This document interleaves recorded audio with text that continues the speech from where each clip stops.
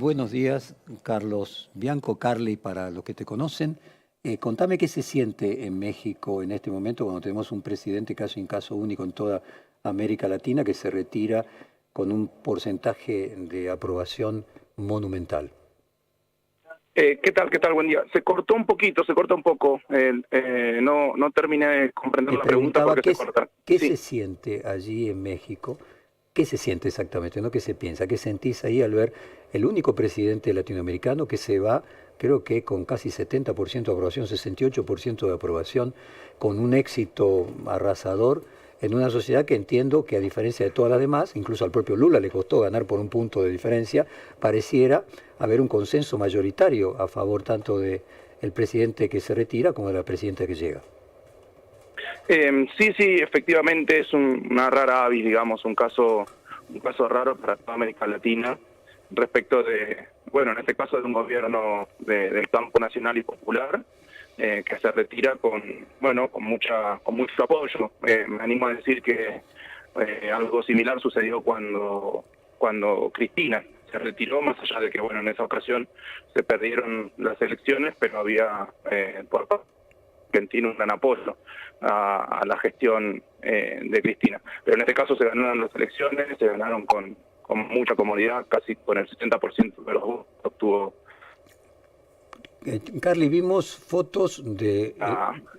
el partido Morena.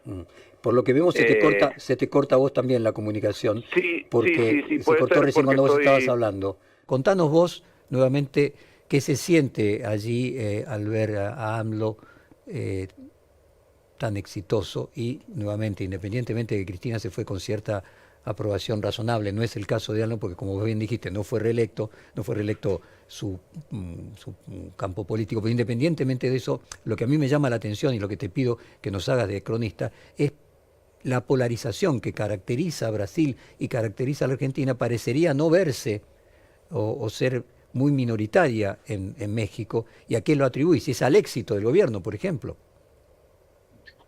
Sí.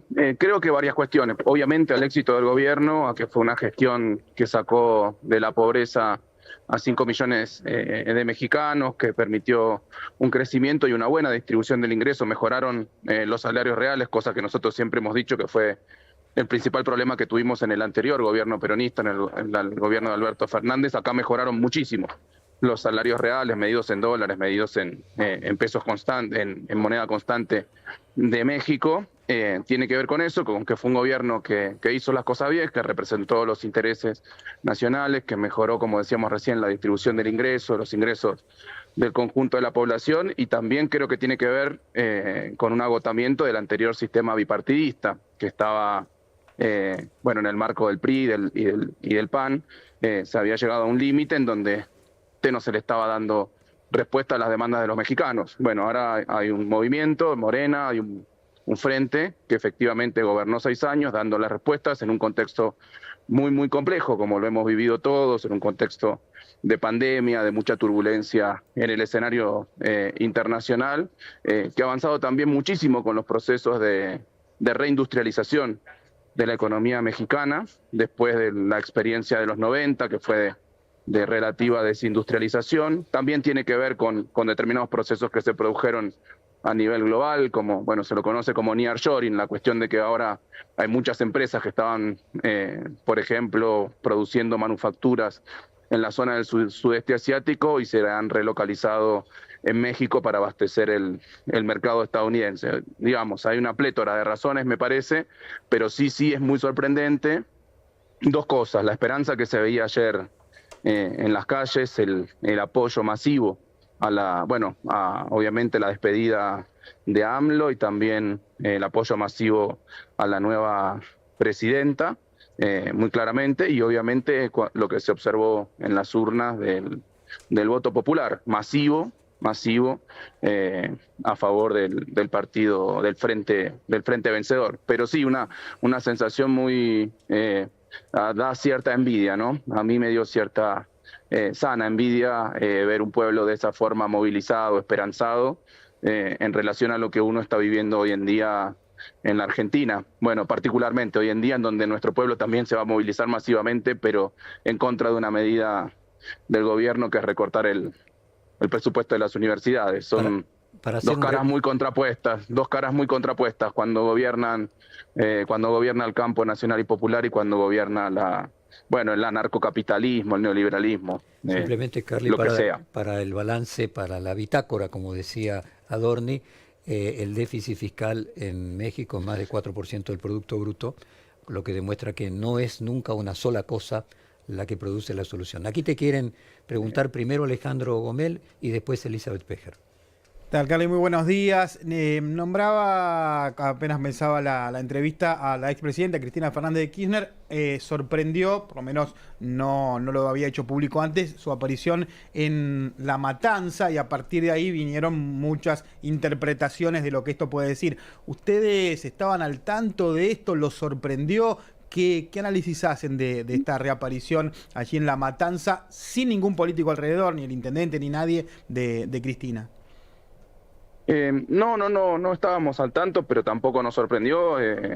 Cristina es una referencia principal de nuestra fuerza política y obviamente si tiene el objetivo de recorrer, lo tiene que hacer. Y me parece perfecto. Además fue a ver una obra muy importante que hace el Padre Tano, en donde, obviamente es una obra que se lleva adelante a través de la iglesia, del esfuerzo de los vecinos, de la comunidad, en gran parte con fondos del Estado, obviamente, porque gran parte de esas obras las ha ejecutado el Padre Tano, las ha ejecutado su parroquia, pero obviamente muchas están fondeadas con fondos estatales y nos pone muy contentos porque también es un barrio en donde la provincia de Buenos Aires está haciendo mucho, en los barrios 17 de marzo bis, San Petersburgo. Nosotros hemos invertido desde que empezó el gobierno la primera gestión del gobernador Kicillof, 83.000 millones de pesos en esos barrios, solamente en esos barrios, en programas de urbanización, de apertura de calles, de centros comunitarios, de espacios para la comunidad. Se están haciendo muchísimas viviendas. De hecho, entiendo que fue una de las cosas que destacó la expresidenta, la inversión que está haciendo la provincia de Buenos Aires en toda esa zona. Hoy en día estamos con 3 o 4 proyectos en ejecución. Muchos de ellos, como te decía, no tengo el número, pero son de los proyectos más grandes de viviendas que hay. Es un barrio en donde hemos hecho un logro histórico. Eso es un barrio que se había desarrollado en su momento durante la dictadura cívico-militar a través de núcleos habitacionales transitorios, en donde se llevaron las gentes de los barrios populares, de las villas de Capital, y las depositaron ahí y nunca más se le dio una solución habitacional o de urbanización. Nosotros hemos logrado recuperar las tierras en un acuerdo en su momento con el gobierno de la ciudad, porque eran tierras que le pertenecían al gobierno de la ciudad.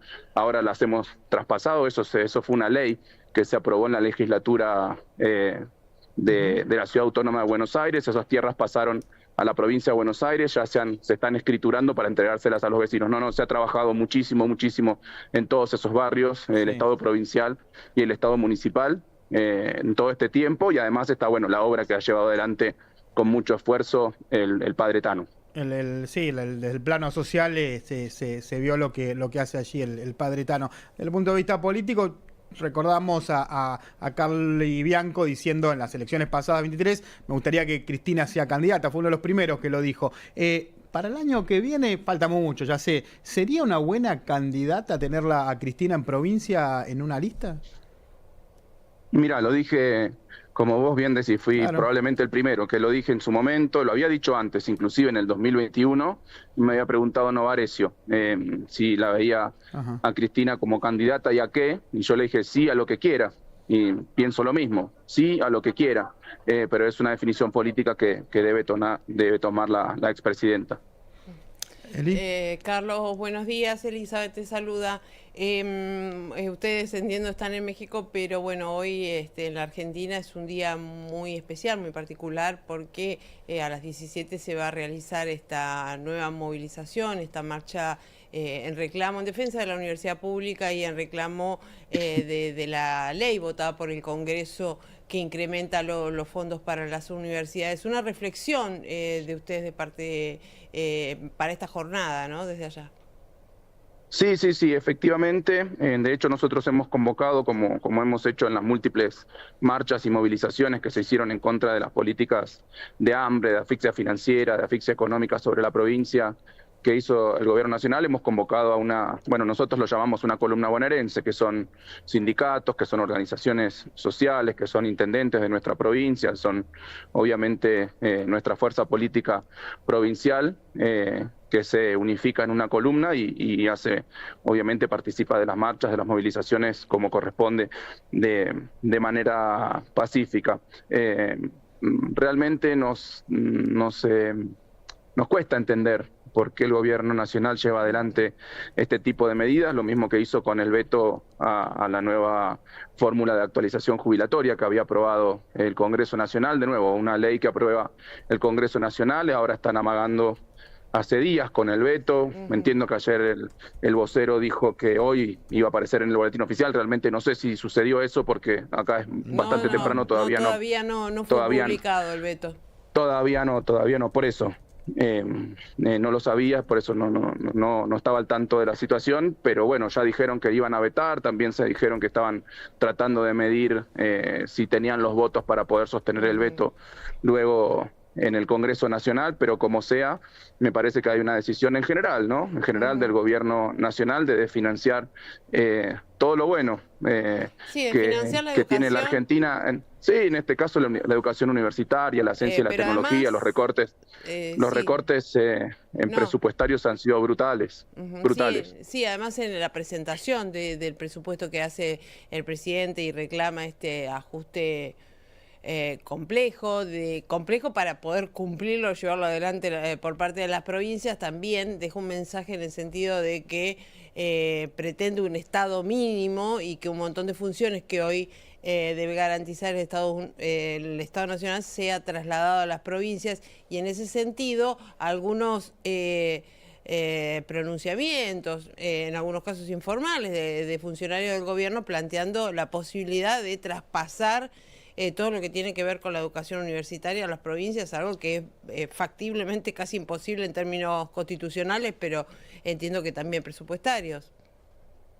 Sí, absolutamente. Me parece que es un revival en tono de farsa, muchas de las cosas que está haciendo el gobierno nacional, de algunas cosas que se hicieron en los años 90, como es, bueno, en su momento fue transferir la educación y la salud a las provincias sin el presupuesto.